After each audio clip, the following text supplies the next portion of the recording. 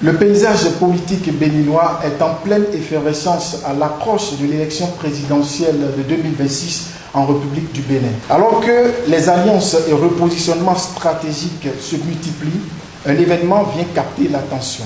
Le rassemblement annoncé des jeunes issus du Parti du Renouveau démocratique. Ce rassemblement, qui s'annonce comme un moment clé de réflexion et de prise de position, pourrait bien redéfinir les contours de l'Union progressiste de renouveau et par extension l'équilibre des forces politiques dans le pays. Dans ce contexte, nous avons le plaisir d'accueillir Stéphane Ahinourossou, rédacteur en chef du quotidien L'Autre Vision et analyste politique, pour décrypter les dynamiques en cours et apporter son éclairage sur les enjeux de cette mobilisation. Mesdames et messieurs, amis internautes, bienvenue. Alors, Stéphane Ahinourossou, bienvenue. Merci, cher confrère Anagono, pour l'invitation.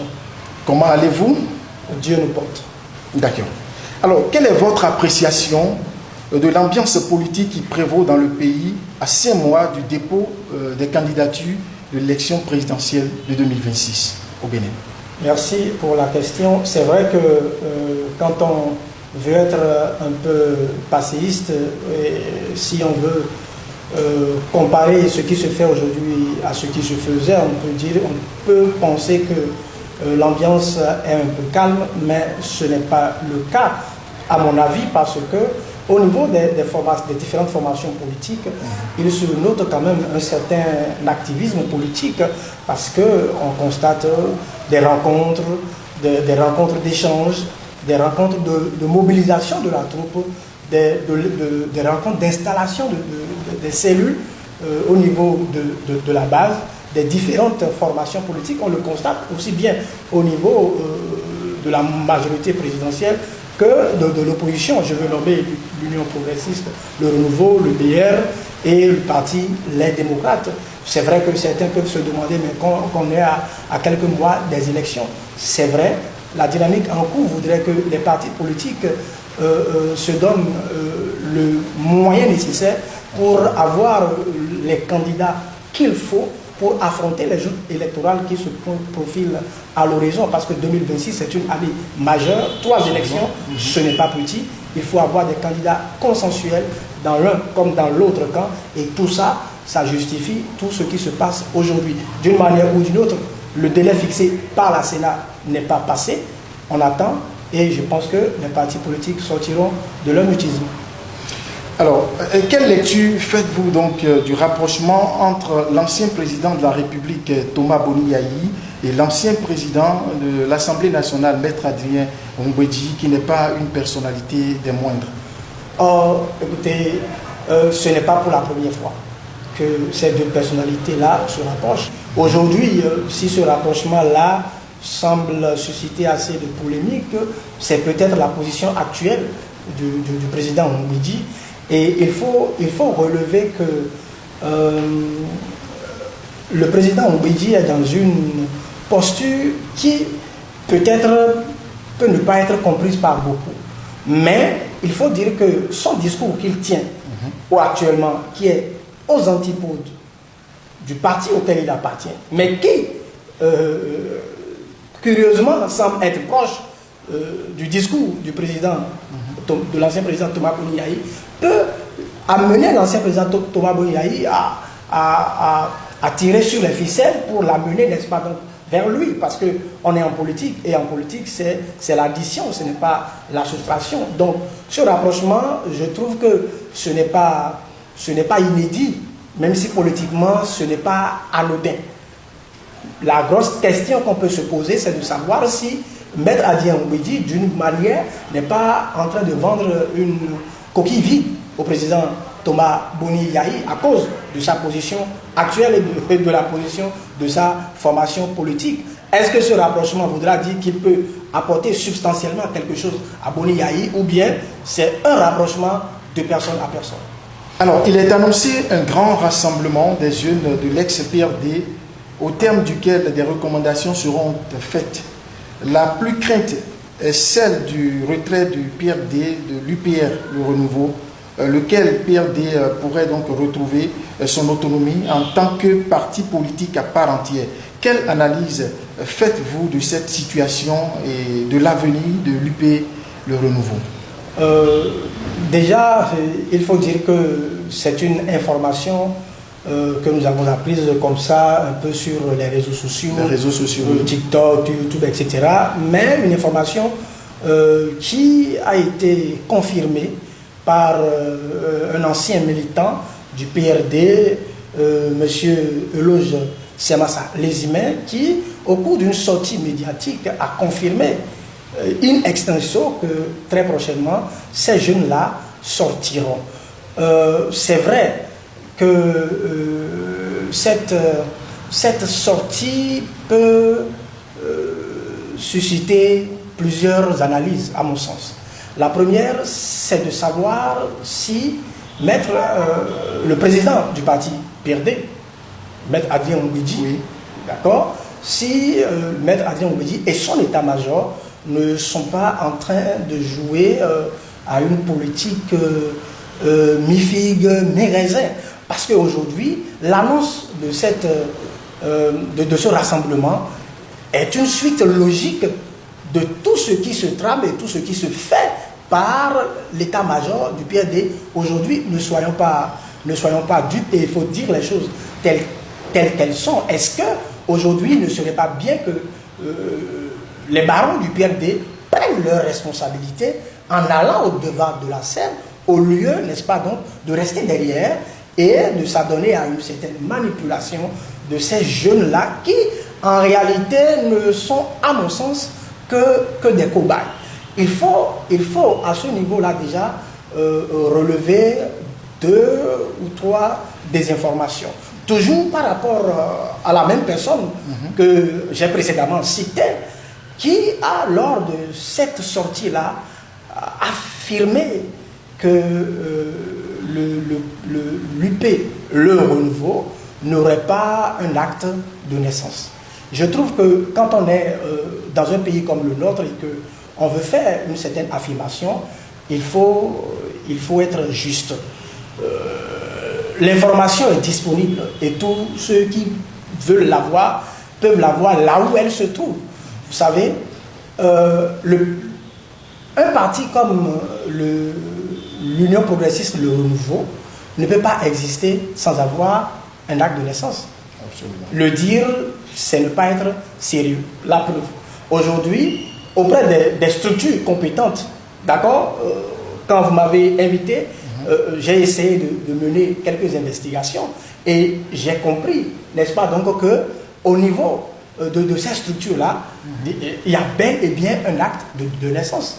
Je voudrais vous informer et informer nos amis internautes que le 30 août 2022, l'Union progressiste Le Renouveau a obtenu son récépissé provisoire. Et le 2 septembre, il a obtenu, le 2 septembre de la même année 2022, il a obtenu, n'est-ce pas, donc, son récépissé définitif. Alors, d'où est-ce qu'on tire l'information selon laquelle l'Union progressiste, le Renouveau, n'aurait pas d'existence légale? Je trouve que c'est une affirmation qui relève de la pure désinformation. Ensuite, il faut relever une deuxième désinformation que le parti PRD a encore une certaine autonomie. Je trouve que cette affirmation est totalement dénuée de tout fondement, sur 2 aspects. Le premier aspect, il est, je veux dire, ontologique. Ontologique parce que lorsque 2 partis décident de se mettre ensemble, de se fusionner, cela suppose que l'existence antérieure de l'identité du parti n'existe plus. Et donc, le nouveau parti qui naît a une nouvelle identité, qui annule les anciennes identités en fait. Donc, aujourd'hui, le PRD s'étant fusionné avec l'UP pour donner l'UP, l'Union progressiste, le Renouveau, n'existe plus. Le deuxième élément sur lequel je voudrais revenir ici, oui, c'est celui purement administratif ou juridique. Vous savez que les structures qui ont la charge dans notre pays d'actualiser le fichier des partis politiques existants, que ces structures-là ont déjà fait leur travail. Et aujourd'hui, depuis octobre 2022, la nouvelle liste des partis politiques ayant été régulièrement constitués, légalement constitués, existe. Et sur cette liste ne figure plus le parti PRD. Alors, par quelle alchimie pourrait-on, aujourd'hui pourrait-on passer pour que le PRD puisse véritablement exister? Le troisième élément, c'est toujours un élément juridique, parce que l'article 15 de la charte des partis politiques en République du Bénin, bien évidemment, dit qu'un parti politique ne peut utiliser ni le logo, donc ni les attributs d'un parti politique existant. Or, nous avons dit tout à l'heure que le PRD n'existe plus. Donc le PRD ne peut plus revenir aujourd'hui utiliser certains attributs qui ne sont plus les siens. Quand vous prenez par exemple le logo arc-en-ciel, ça figure déjà sur le logo du parti UPR. Donc c'est déjà une propriété du parti UPR. Donc ni l'UP ni l'ancien PRD ne peuvent plus utiliser intuito personnel, n'est-ce pas, donc ce logo-là. Parce que ça appartient déjà à une formation politique existante. Ensuite, quand on prend le slogan Tchoko Tchoko, on va gagner, qui est devenu, à la faveur de la fusion Tchoko Tchoko, maintenant le cap.